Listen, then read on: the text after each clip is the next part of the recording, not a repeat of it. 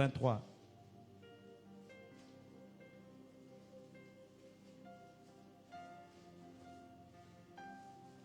Est-ce qu'un bien-aimé peut se préparer pour nous lire ce passage?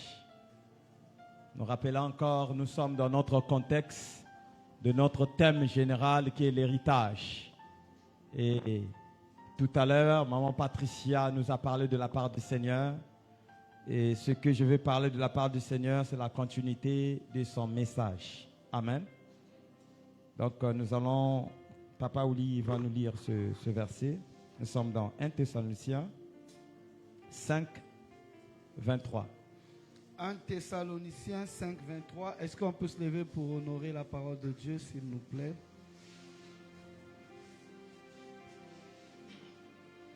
Nous t'attendons, toi qui es encore assis. 1 Thessaloniciens 5, chapitre 5, verset 23, nous lisons cette parole.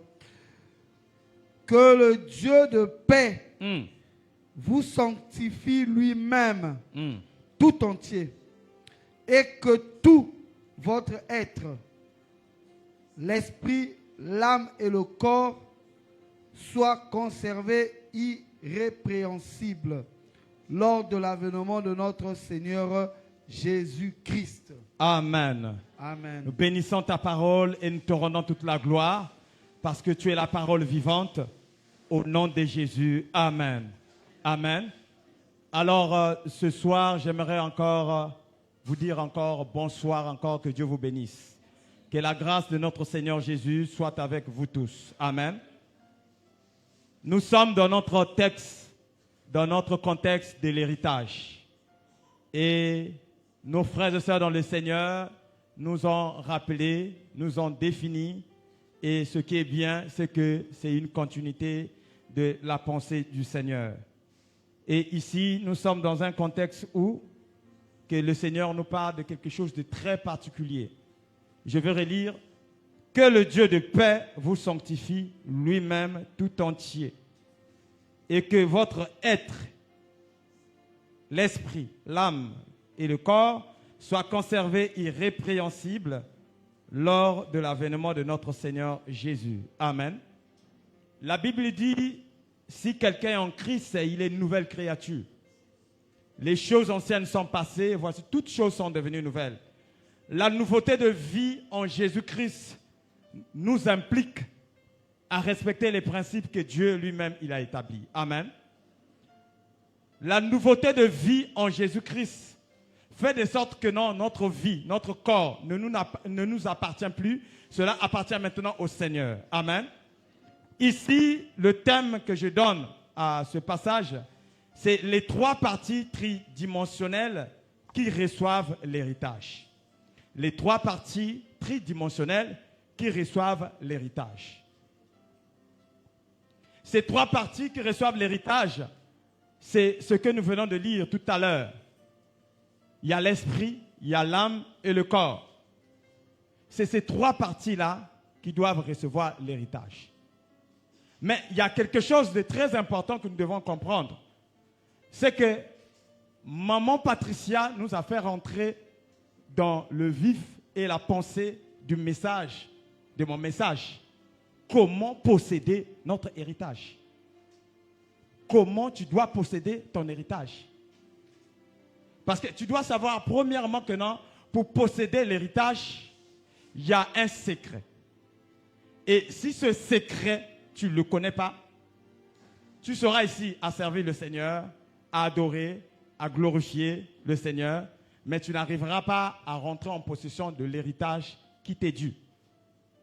Ce secret, c'est juste un mot que vous connaissez très bien, c'est le respect, l'honneur, honorer. C'est très important. Ça, c'est le secret. Un père qui est déshonoré, en aucun cas ne peut pas laisser son héritage à un fils qui lui fait du mal. Jamais. Un père qui vit des situations difficiles, que l'enfant lui vole l'argent, lui vole des biens, même s'il est sur le point de mourir, il est en train de faire son testament, je ne crois pas qu'il va privilégier cet enfant à hériter tous ses biens. Comment posséder l'héritage? Alors, ici, il y a, premièrement, nous allons comprendre, on nous a parlé de 3 parties. Ces 3 parties sont complémentaires. Ces 3 parties doivent être en harmonie. Ces 3 parties doivent être en symbiose. La Bible dit ici que le Dieu de paix vous sanctifie lui-même tout entier et que tout votre être, tout notre être est constitué de l'esprit, du corps et de l'âme. Mais c'est que l'esprit est nourri par le Père, qui est Dieu lui-même. La Bible dit Dieu est esprit. Si c'est 50 ans, il te dira que tant que tu ne répares pas réparer, ça ne marchera pas. Un fils doit savoir qui il doit honorer pour qu'il puisse hériter son héritage. Et dans le fils, tu dois aussi savoir tu es dans quelle dimension. Parce que le mot fils, ici, il y a 3 types de fils qu'on fait allusion. On parle premièrement du fils qui est le bébé, le nouveau-né. Et le deuxième, c'est celui qui est enfant. La Bible dit, dans Luc 1, le chapitre 1, ils n'avaient point d'enfants parce que tout simplement, Élisabeth était stérile. Là, on parle tout simplement de l'étape de l'enfance. Mais il y a aussi l'étape des fils. Et je bénis encore le Seigneur. Maman Patricia l'a mentionné. C'est le fils. C'est lui qui hérite. C'est lui qui est dans une disposition de bien gérer l'héritage. La Bible dit, l'amitié de l'Éternel sont pour ceux qui le craignent. Et son alliance leur donne instruction. Si toi qui es fils, tu n'arrives pas à craindre Dieu qui t'a créé. Parce que tu dois comprendre pourquoi tu dois honorer Dieu lui-même, le Père de notre Seigneur Jésus. Parce que premièrement, il est le Dieu, le Créateur. Dans Genèse, le chapitre 1, le verset 1, il dit que non, au commencement, Dieu créa le ciel et la terre. Dieu lui-même, il est le Père des esprits. Dieu lui-même, il nous donne la vie éternelle. La Bible dit dans Jean 3, Dieu a tant aimé le monde qu'il a donné son Fils unique, afin que quiconque croit en lui ne périsse point, mais qu'il ait la vie éternelle.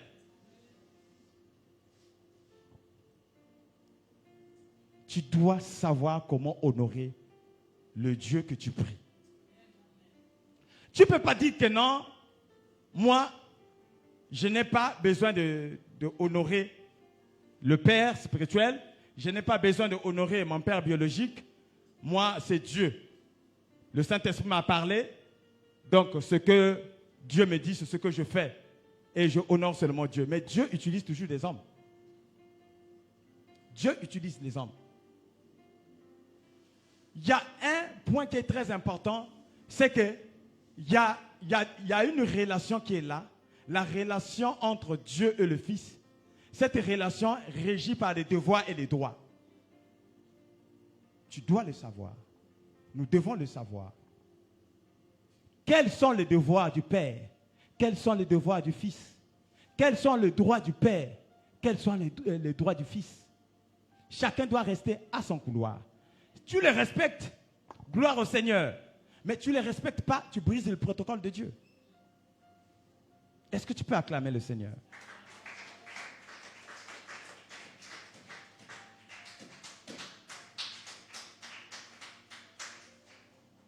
L'esprit que Dieu nourrit, c'est la partie qui est consciente de la présence de Dieu dans notre vie.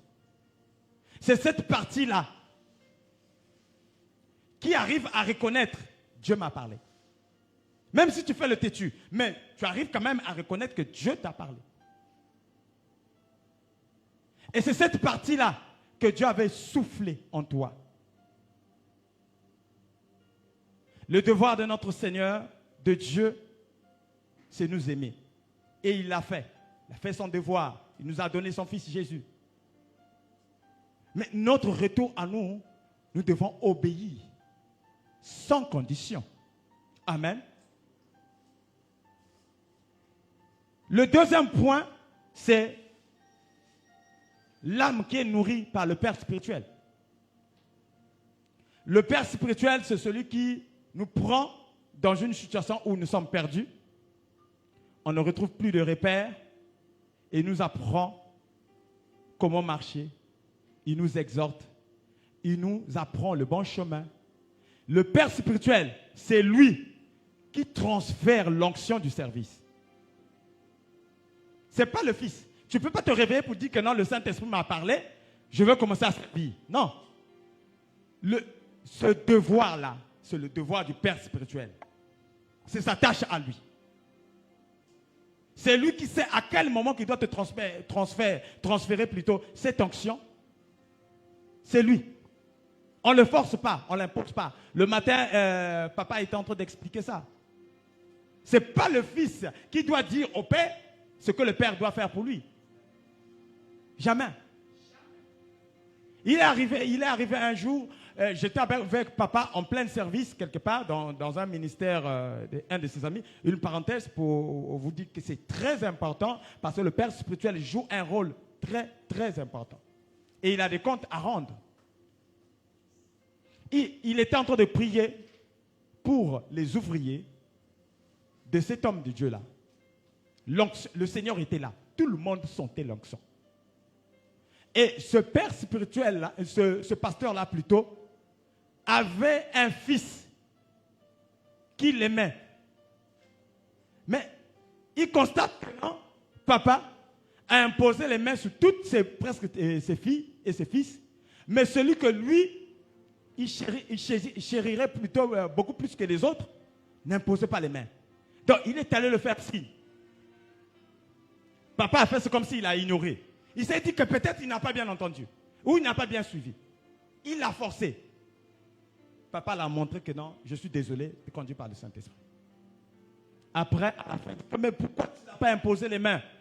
Il lui dit que non, le Saint-Esprit ne m'a pas permis. Ce que j'ai vu devant là, si j'avais imposé les mains, ça allait faire des dégâts. Mais heureusement, il l'avait fait. 3 mois après, le fils l'a fait des dégâts. Il a tenu la tête, il dit, ah Charlie, tu avais raison, heureusement. Qu'est-ce qu'il allait devenir encore? Le Père, c'est lui qui a la responsabilité. Et il a ses devoirs. Amen. Amen. Acclame le Seigneur. Nous allons lire dans Hébreux 13, le verset 17. Hébreux 13, le verset 17.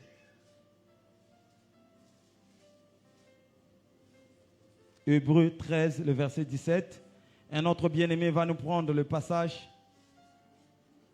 de 1 Pierre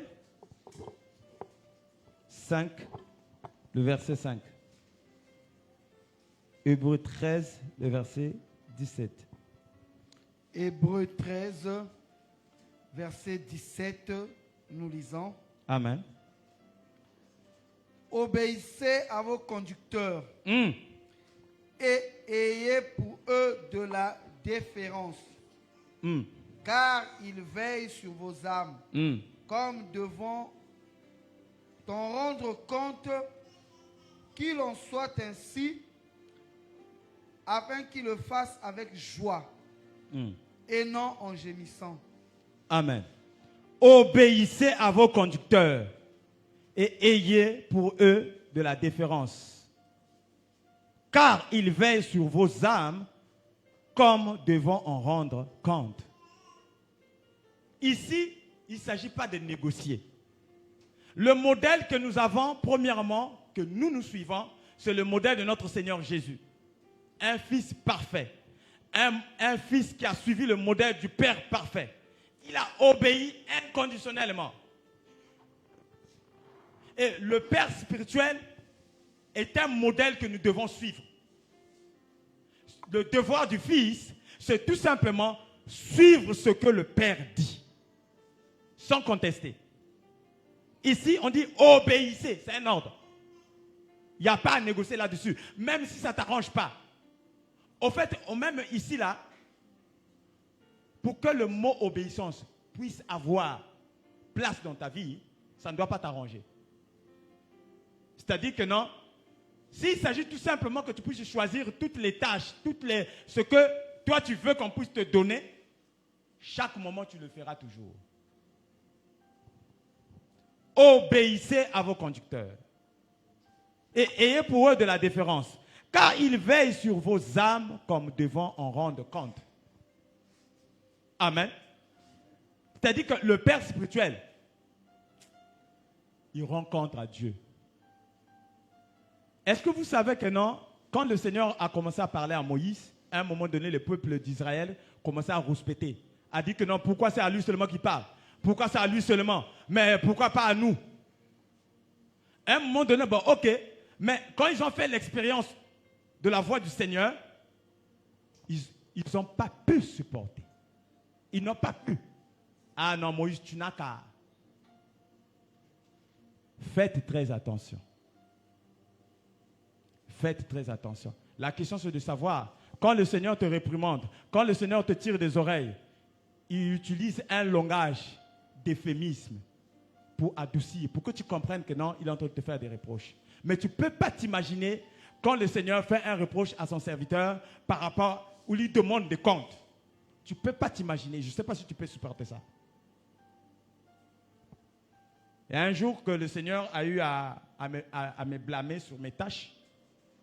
J'avais fait une semaine. La voix du Seigneur ne faisait que retentir dans mon esprit. Je dis bien une semaine, nuit et jour. Une semaine, j'allais au travail, je revenais. Une semaine complète. La voix du Seigneur ne faisait que retentir en moi. Et la crainte était rentrée en moi.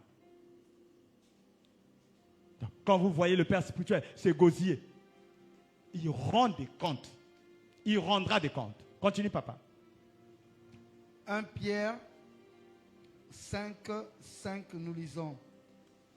De même, vous qui êtes jeunes, soyez soumis aux anciens. Soyez soumis aux anciens. Ce qu'on demande tout simplement au fils, c'est de se soumettre. Il y a une autorité qui est là. Ta tâche à toi, ton devoir à toi et moi, c'est de nous soumettre. Faire ce que le Père veut. Parce que lui aussi, il reçoit ces instructions-là du Seigneur. Bon, si tu ne veux même pas te soumettre à lui, qu'est-ce que tu fais là? Quelle est ta place? Est-ce que tu peux dire que tu as un père si tu n'arrives pas à te soumettre à ce père-là? Est-ce que toi-même, tu peux te dire que non, j'ai une autorité si tu n'es pas à mesure de te soumettre devant lui?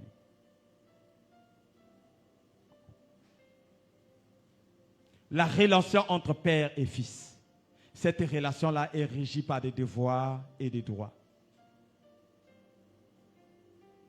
Le fils, à chaque moment, la fille, à chaque moment, peut prendre le téléphone. Il peut appeler le père à n'importe quel moment. Le père doit répondre. S'il s'agit de la prière, même s'il est fatigué, il doit prier. Tu vois le père en train de prier pour toi au téléphone et en train de te recevoir, mais il ne peut pas te dire tout ce qu'il est en train de vivre. Il ne peut pas refuser. Il va rendre les comptes. Du matin au soir, la personne est en train de bosser et travailler. Il rentre là fatigué. Les nuits sont écourtées. Il n'y a pas d'excuse. Dieu ne prend pas en compte nos explications. Le Seigneur n'est pas là. Parce que son intérêt n'est pas là-dedans.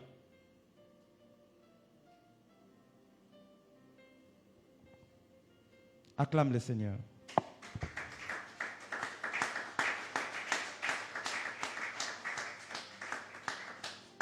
Mais le Père spirituel aussi a des droits. Le Père spirituel aussi a des droits. On peut prendre le proverbe. Proverbe 27. Si je ne me trompe pas.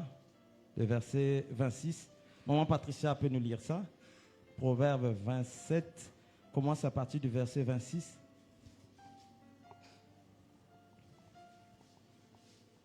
Commence à partir du verset 26 et verset 27. Donc 26 à 27.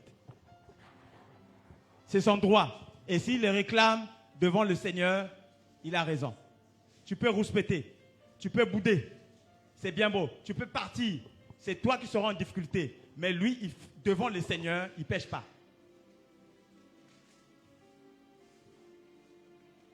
Proverbe 27, 26 à 27. Je lis dans le nom du Seigneur. Amen. Les agneaux sont pour te vêtir. Les agneaux sont pour te vêtir. C'est la parole de Dieu. C'est la parole du Seigneur. On ne dit pas que non de prendre l'autre parole de jeter, ça nous arrange. C'est le Seigneur. Les agneaux sont pour te vêtir. Continue.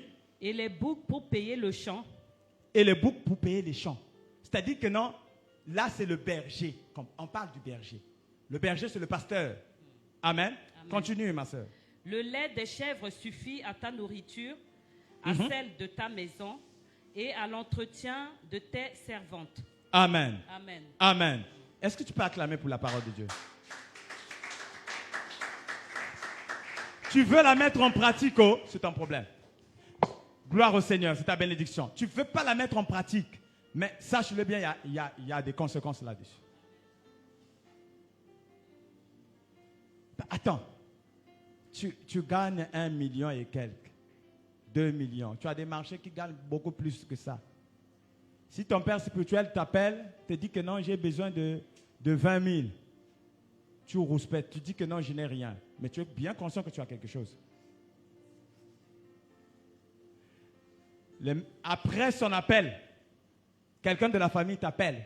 Yaya, à l'école là-bas, maman à côté de l'hôpital, il y a telle ordonnance, 50 000. Tu vas faire sortir ça. Alors, celui qui t'a appelé là, il ne veille même pas sur ton âme. Celui qui veille sur ton âme, c'est le Père spirituel. S'il ne le fait pas, le Seigneur va l'en tenir rigueur. Et parfois même là où tu prends cet argent-là, tu donnes, tu pars s'aimer sur une mauvaise terre. Après, tes finances seront bloquées. Tu vas encore courir chez le Père spirituel. Moi, les affaires, ça ne marche plus. Tu es allé mettre ton argent entre les mains qui ne sont pas bonnes. Vous voyez le travail qui se passe. Lui, il a un travail à faire.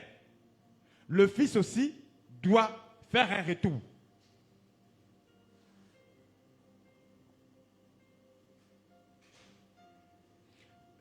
Si toi qui es fils spirituel, tu critiques ton père quand il te demande quelque chose. Mais parfois quand ton père biologique te demande de l'argent, tu ne le critiques pas. Au contraire même, quand tu apprends ton père biologique est hospitalisé, la première des personnes qui court à l'hôpital, c'est toi. Que ce soit ta mère. Ce n'est pas mauvais. Je ne dis pas que c'est mauvais de s'occuper de ses parents. Au contraire même, la Bible nous recommande cela. Si on ne le fait pas, ce n'est pas bon. Il y a un homme de Dieu qui avait froissé son père spirituel. Parce qu'il se disait que non, qu'il avait le don de Dieu, qu'il avait la chose de Dieu, donc pourquoi il est en train de l'étouffer? Il est parti pas sur un bon chemin. Pas de bonne manière avec son père. Il est allé ouvrir. Il a monté, il est monté, il est monté, il est monté. À un moment donné, ça ne marchait plus. Il est tombé. Et en plus, il était en Europe, en Angleterre. Il est arrivé dans une situation d'être un SDF. Maman Patricia peut savoir. SDF, merci beaucoup. Voilà. Et voilà. Et il avait appris que son père spirituel était dans la vie, dans l'une des hôtels. Le gars s'est présenté devant son père spirituel. D'abord, il était d'abord au départ fanfaron, orgueilleux. Il se retrouve avec des habits qui ne sont pas bons. Déjà mangé, son état tout était changé. Et pour aller devant le Père spirituel, par rapport à ce que le Seigneur l'avait fait passer, le gars s'est mis à genoux, en pleine ruelle, à l'entrée de l'hôtel, en train de marcher comme ça. Sorry, Daddy, sorry, Daddy, sorry.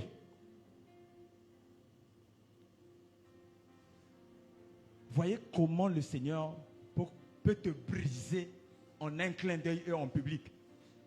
Ne dis pas que non. Comment papa peut me parler devant les gens? Comment? Il en a le droit. Comment papa peut me froisser tout? Il en a le droit. Il peut te froisser en plein public. Il a le droit de te corriger. Il a le droit. Toi, tu es en train de bouder. Tu ne sais pas ce que le Saint-Esprit lui dit.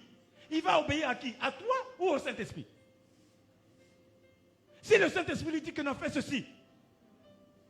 Donc il va dire que non, sinon tout le monde, l'assemblée va me critiquer. Comment tu peux ridiculiser la sœur interne devant tout le monde? Ah papa, non, ça c'est pas un vrai homme de Dieu. Non.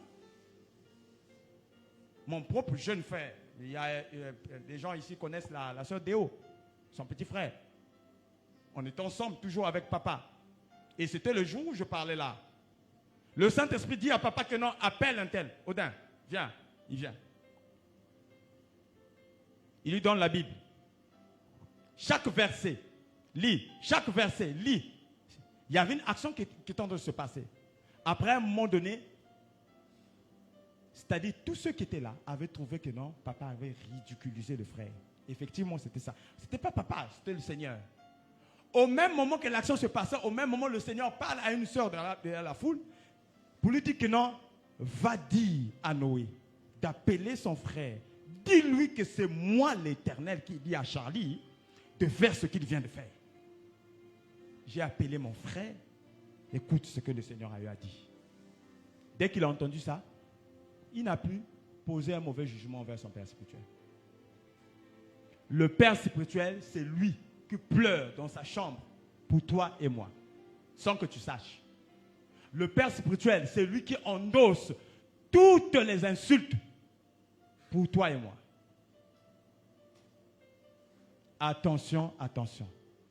Pour que tu hérites l'héritage, ne sac pas sur l'onction où tu es en train de recevoir la bénédiction. Acclame le Seigneur.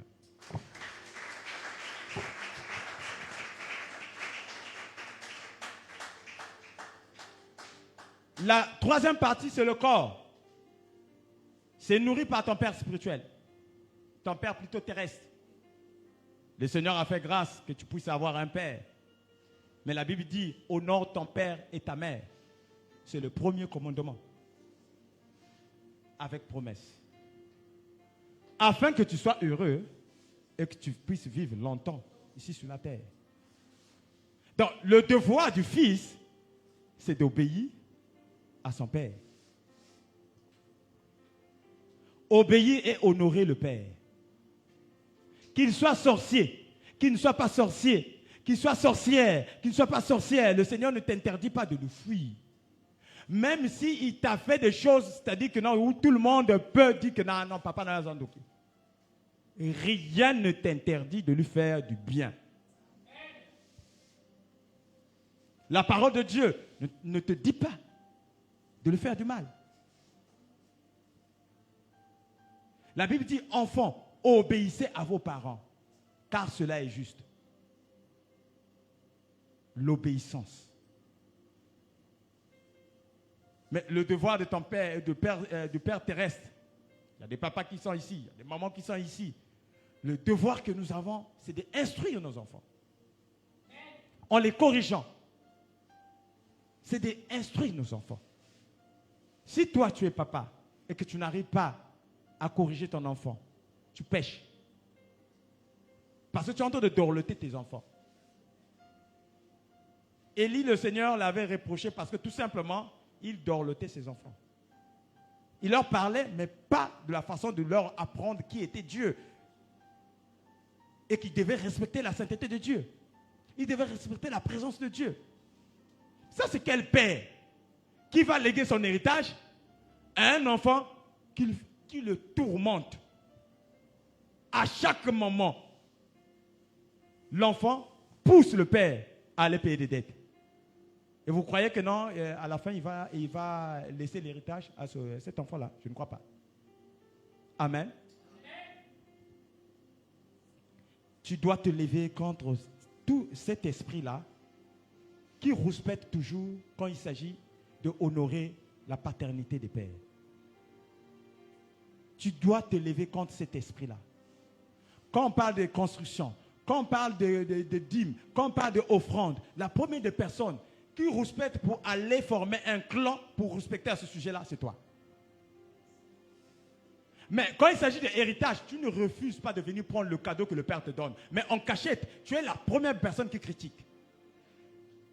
Mais c'est dangereux. C'est qu'il y a une chose que vous ne comprenez pas. C'est que l'onction qui est sur un père, le père peut ne pas voir ce que tu es en train de faire. Mais l'onction qui est sur lui voit tout ce que tu es en train de faire. L'onction là, c'est que non, parmi tes fils là et tes filles, celui-là te critique. Celui-là parle du mal contre toi. Ça signifie quoi? Ça signifie que non, puisque tu reçois souvent ces cadeaux, puisque tu reçois souvent ces biens, cette onction-là peut te frapper. Au lieu que ce soit une bénédiction, c'est une malédiction. Mais même si le Père ne le veut pas, mais à un moment donné, cette onction-là peut te frapper. Ce que je vous dis, et papa le sait. Je ne dis pas mais par rapport à lui. Nous-mêmes, en tant que fils, on a fait cette expérience, on a vu qu'est-ce que l'onction fait sur un fils qui n'honore pas le père. Il y a eu des fils qui ont saccagé leur père de façon incroyable. Et le père, quand il rentre de la mission, il constate que non, c'est des dégâts des fils qu'ils avaient fait. Il n'avait pas parlé, mais le père avait senti que l'onction qui était sur lui commençait à s'agiter. Il a supplié le Seigneur, il a senti qu'il ne pouvait pas imposer à cette onction-là. Pourquoi? Le fils avait brisé le protocole. Il y a un esprit qui te pousse souvent de critiquer le pasteur. Il y a un esprit qui te pousse souvent de parler toujours en mal de l'église. Tu dois combattre cet esprit-là. Tu dois refuser cet esprit-là. Quand il s'agit d'honorer les pères, la première des personnes qui est en train de bouder et rouspéter, c'est toi. Tu dis tout ça pour lui. Oh non, ça ne va pas. Chacun a sa part. L'église a sa façon de fonctionner. Chacun a sa part. Amen. Acclame encore le Seigneur.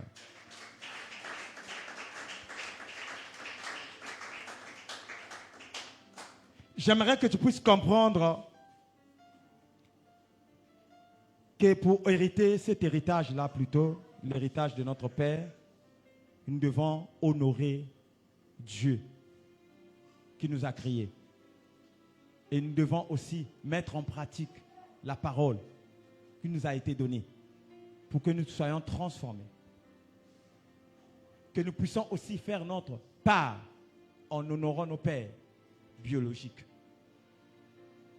S'il y a un père biologique qui surgit ici pour venir dire que non, ma fille là m'a insulté, me manque du respect, je me pose même la question, pourquoi, qu'est-ce qu'elle vient faire à l'église? La façon dont je connais papa là, tu ne seras pas consacré. Il va sentir que non, il n'y a pas l'harmonie. La Bible dit que non, que le fils puisse honorer son père. Celui qui maudira son père et sa mère sera puni de mort. Maudire, ce n'est pas seulement de faire sortir des paroles mauvaises, mais le fait de manquer du respect de tes parents en le poussant à un état où, c'est-à-dire que dans son profond cœur, il se pose la question que non, mais cet enfant-là est venu m'apporter des malheurs. Tu attires la malédiction. Tu ne peux pas. Tu ne peux pas hériter. Tu ne peux pas avoir cet héritage-là. Donc, il faut que toi-même, tu sois en parfaite communion avec Dieu. Toi-même, tu sois en parfaite communion avec le Seigneur à travers sa parole. C'est-à-dire qu'envers ton Père spirituel, les relations doivent être des relations normales. Tu fais tes devoirs, lui fait sa part. Et toi-même, tu dois être en harmonie avec tes propres parents. Et le tout fait de sorte que la gloire revienne au Seigneur. Amen. Est-ce que tu peux te lever? Tu prends ta main, tu mets au cœur. Et commence à bénir d'abord le nom du Seigneur. Commence à bénir le nom du Seigneur. Commence à bénir le nom du Seigneur. Commence à bénir le nom du Seigneur. Dis merci à Dieu pour sa parole. Dis merci au Seigneur pour cette grâce qu'il vient de nous faire encore. Dis merci au Seigneur de nous avoir appris à honorer nos pères, à les respecter. Dis merci au Seigneur d'avoir permis que tu puisses avoir connaissance de cette parole. Dis merci au Seigneur. Dis merci au Seigneur. Dis merci au Seigneur. Hier, tu étais ignorant et ignorante, mais aujourd'hui, tu as cette connaissance. Parce que cette connaissance te permet tout simplement de commencer à franchir certaines étapes. Bénis le nom du Seigneur. Merci Seigneur. Et merci encore pour ta grâce. Merci pour ton amour. Merci pour ta présence. Et merci Seigneur Père de gloire de nous avoir parlé à travers ta parole. Gloire te soit rendue à toi. Toi qui es le véritable Dieu. Au nom de Jésus. Amen. Amen. Acclame le Seigneur. Acclame le Seigneur. Tu vas faire cette prière très importante. Il faut que tu sois en paix envers Dieu, envers ton Père spirituel, envers ton Père biologique. Il faut que tu prennes cette décision-là de te séparer de cet esprit-là, de te séparer de cette mentalité. Cette mentalité doit être brisée. Cette mentalité doit être cassée. La mentalité, tout simplement, de faire que ce que toi tu penses, c'est ça qui doit être appliqué par le Père. Et si ça va à l'encontre de tes intérêts, tu commences à former des clans et à critiquer. C'est une sale mentalité. Et tu dois te lever contre cet esprit-là. Prends ta main et mets sur la tête. Tu vas déclarer après moi. Et tu vas le déclarer avec foi. Par la puissance du Saint-Esprit.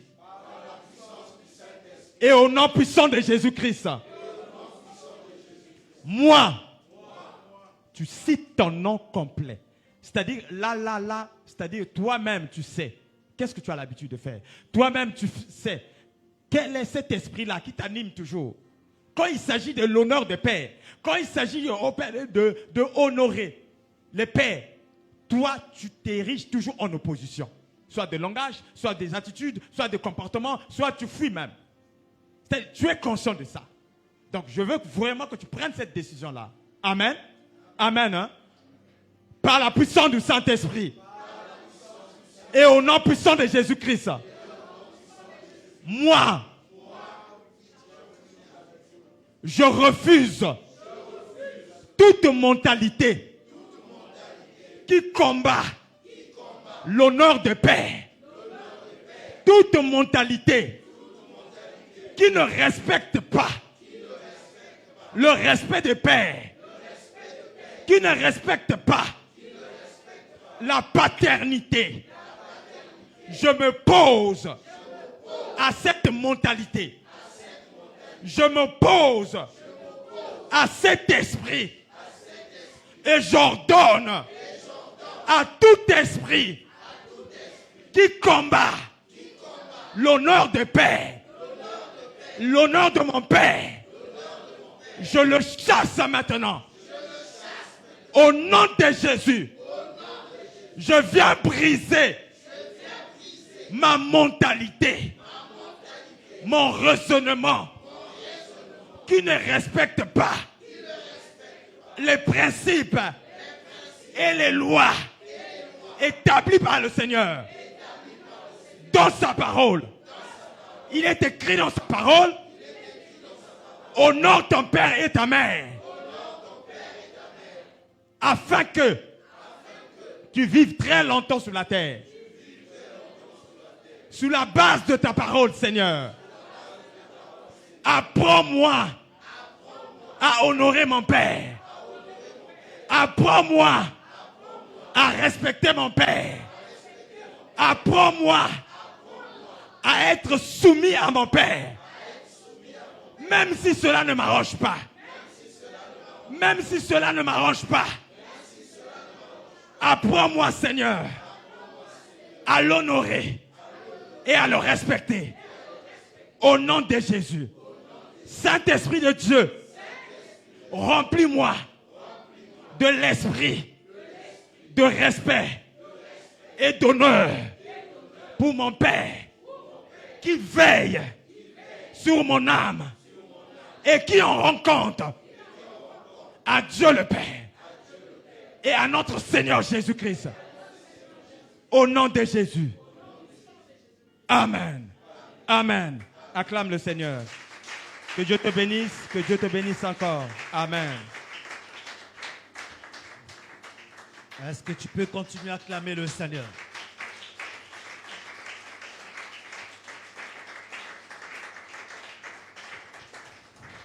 Alléluia. Et alléluia. Amen. Tu peux t'asseoir pendant un temps.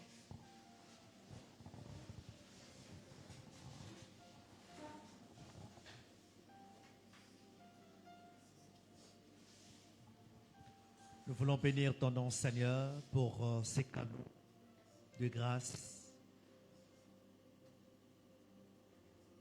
Il t'a plu de nous parler au travers de chaque instrument programmé ce soir pour nous édifier. Reçois tout l'honneur et toute la gloire dans le nom de Jésus-Christ de Nazareth. Nous disons Amen. Nous voulons encore bénir le Seigneur pour Maman Patricia, bénir le Seigneur encore pour le berger Noé, la disponibilité, la disposition de nous communiquer la pensée du Seigneur. Alléluia. À chaque personne sa grâce et à chaque grâce sa dimension de foi. Amen. J'espère que tu es édifié comme moi. Nous sommes à notre deuxième journée. Et demain, nous sommes encore là pour la troisième journée. Et comme je disais, la particularité de cette conférence, c'est l'école du ministère. Nous avons tous les matins, de 6h à 10h, un temps de formation où le Seigneur nous équipe chacun pour son ministère.